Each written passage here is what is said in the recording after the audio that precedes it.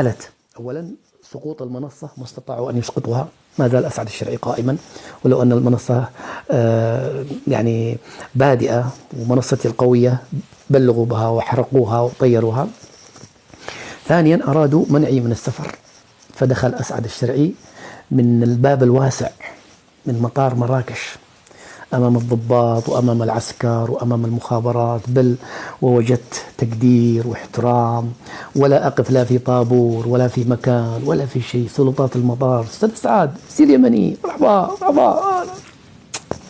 وأنا أقول وين المتكتكين هذا؟ أين النقافات؟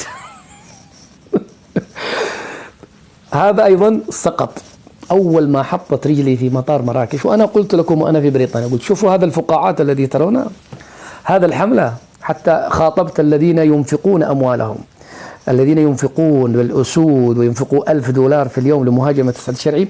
قلت لهم من بريطانيا، قلت لهم ستنفقونها ثم تكون عليكم حسرة. أنتم نسيتوا أنكم بتحاربوا المرضي، أنتم ناسين بتحاربوا مرضي الوالدين، والله العظيم أنتم ناسين أنكم بتحاربوا المرضي وأنتم مساخيط الوالدين، أنتم مساخيط. وإلا كان المفترض تتصالحوا مع أنفسكم وتعرفوا أنه أنا لست عدوا للمغرب، وأنه سلطاتكم محترمة، وأنكم تنتمون إلى دولة محترمة تدار بمؤسسات محترمة.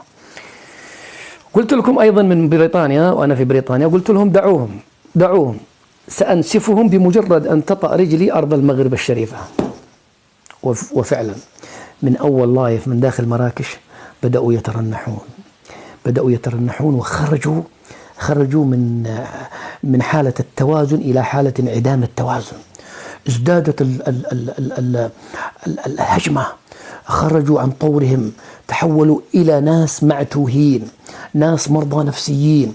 فشلوا في إسقاط المنصة، فشلوا في منعي من دخول البلاد، فشلوا أيضا في راهنوا بعد ذلك، قالوا أسعد دخل البلاد، أوكي السلطات الرسمية سمحت له، لكن الشعب المغربي سيلفظه وسيحارب في الشوارع وسيهان في الشوارع وسيسب في الأسواق. والله العظيم يا جماعة لم يسبني شخص واحد، بل أن الجميع كان يقول لي امسح فيني بلاوي النقافات ولا امسحهم فينا.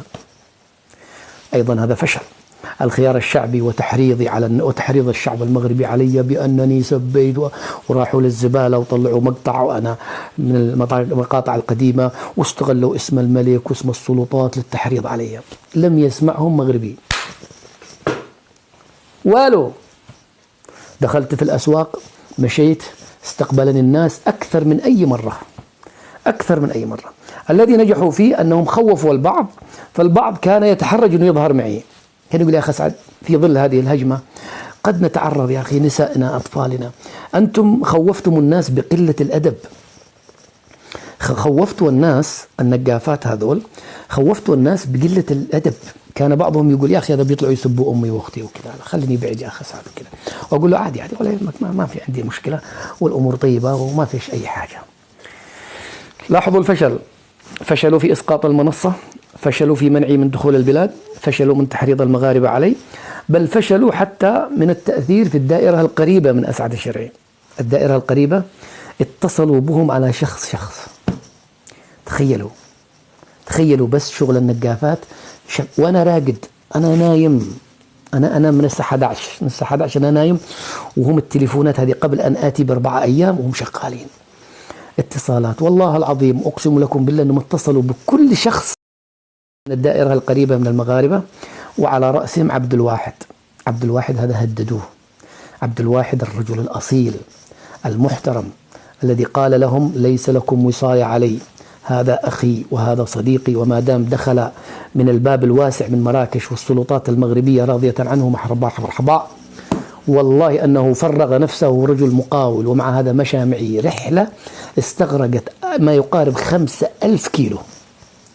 ضربنا عبد الواحد وبقية الإخوة وكثير من الذين كانوا حولي جبنوا قالوا عفوا والله ما نقدرش، علينا حملة وعلينا ضغوطات، هددونا بالقتل، هددوني بأمي، هددوني بأختي، هددوني بكذا. وجبن كثير منهم خاف، افتجع وهو يعلم أن النفاق في منافقين في التيك توك هذا أنا لم أرى نفاقا في أي مواقع تواصل مثل التيك توك. النفاق وانعدام الثقة في النفس. أنت كيف تسمح لواحد يفرض الوصاية عليك؟ أنت الذي خفت وجبنت. أنا بالنسبة لي مش بحاجتك. أنا لا أرتبط بأي شخص داخل المغرب أصلا. أنا هذا البلد أرتبط بالتراب، بالهوية، بالجو، بالمؤسسات، بالمطار، بالحكومة. ما أرتبط بشخص. لو تخلى عني كل المغاربة سأبقى أسعد الشرعي، أخذ سيارتي وأسوقنا. لكن الذين جبنوا، بعضهم يعرفني تمام المعرفة، أقنعوه أنه أنت إذا مشيت أسعد الشرعي فأنت عدو للوطن وأنت عدو للملكية. شوف يعني شوفوا التهم الذي كانوا يلصقوها بمن يساعدني أو من يستضيفني أو من يمشي معي. أنت عدو الوطن وأنت عدو الملك وأنت عدو الملكية، لأنك إيش؟ استقبلت سعد الشرعي. هذا سننسفها كلها. بس أقول لهؤلاء الذين جبنوا والذين خافوا أنه فلان اتصل به من دولة ما، وقال له لو سمحت اسمع، أسعد جاي بعد يومين، أنت بتمشي معه. أسعد جاي بعد يومين، أنت بتضيفه. أسعد جاي بعد يومين، وفر البسطيلة لعيالك، لا تأكل سعد الشرعي. جبنتم، سمحتم لشخص يفرض عليكم الوصاية ويتعامل معك كمرته، كأنك زوجته مو رجال لك كلمتك. الأوامر تطلق على الزوجة والعيال.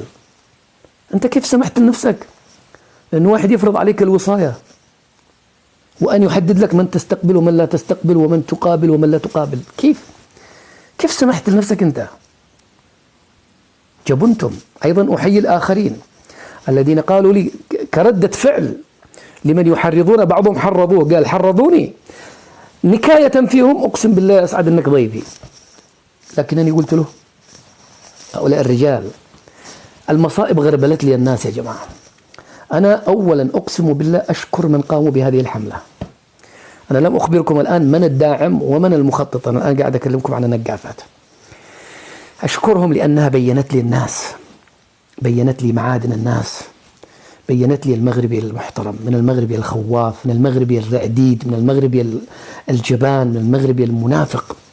بيّنت لي المغربي الأصلي من المغربي المتاجر بتمغربيت والمتاجر بالوطنية.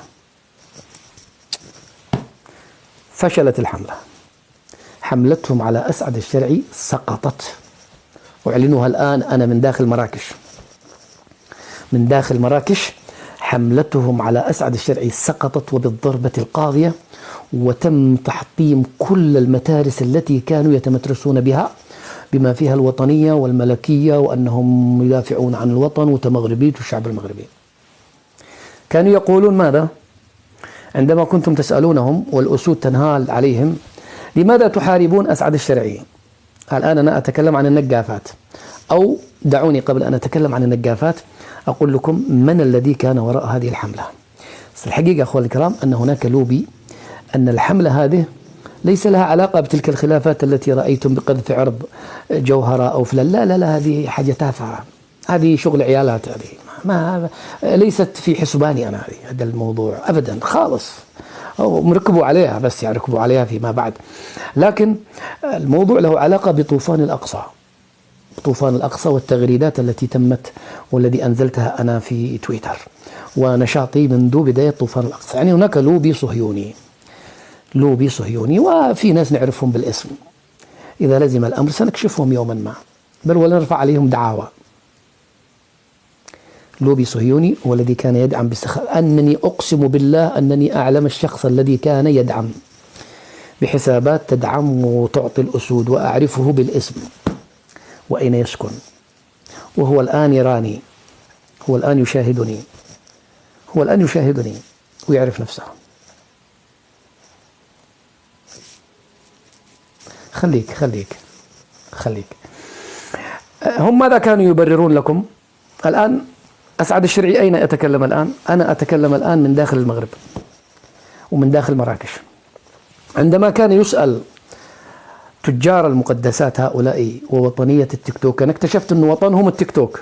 عندما كانوا يقولوا الوطنية هو قصده الوطن التيك توكي، عندما كان يقول المقدسات هو قصده الأسد المقدس مو أسد الأطلس. والله العظيم في العقل الباطن الوطن التيك توكي، الوطنية التيك توكية، المقدسات التيك توكية. كانوا يقولون عشان يخدعوا المغاربة البسطاء مساكين باستخدام المقدسات. كما قلنا لكم: أسعد سب، أسعد قال، أسعد فعل، أسعد يريد، أسعد يمزق، أسعد فعل.